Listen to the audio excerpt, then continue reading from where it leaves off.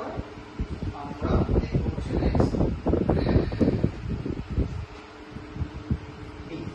চারটা প্যারাগ্রাফ। তো প্রথমে এইটার ক্ষেত্রে আমাদের যেটা করতে হবে, আমরা যখন রিডিং কোশ্চেনটা পাবো, রিডিং কোশ্চেনটা পাওয়ার পরে আমাদের টাইম কিন্তু 15 মিনিটস রাখতে হবে, 15 মিনিট পরে আমাদের সব মিলে যাবে। তো প্রথমেই আমরা এই চারটা প্যারাগ্রাফ পড়ে ফেলবো 2 মিনিটের মধ্যে, স্ক্যান করবো, জাস্ট করে যাবো, স্ক্যান করে যাবো।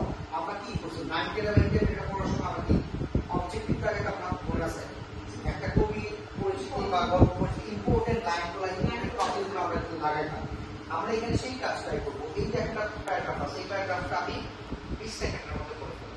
20 সেকেন্ডের মধ্যে করে এখানে যেটা ইম্পর্টেন্ট মনে হবে আমার কাছে, সাপোজ আমি এটা পড়ে গেলে আমার কাছে মনে হচ্ছে এখানে একটা পার্সেন্টেজ আছে, এখানে একটা স্টেরয়েডের নাম আছে, এটা আমি লাগাই ফেলবো, কারণ এখান থেকে আমার কোশ্চেন হতে পারে।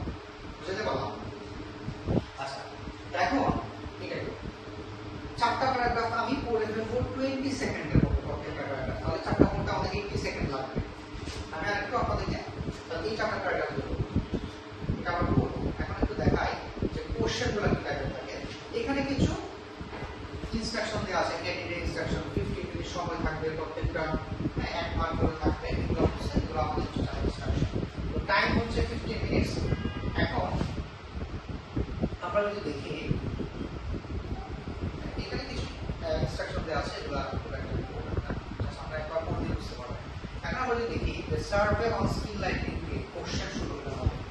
আমরা যে কোশ্চেনের কথা বলছি, 3 টাইপের কোশ্চেন আছে। দেখেন কোশ্চেন 1 to 7, যেটা আমি একটু আগে দেখালাম, যে 1 থেকে 7 পর্যন্ত কোশ্চেন এখানে আমাদের জাস্ট শুধু দেখেন, for each question 1 to 7 decide which text A, B, C or D the information comes from.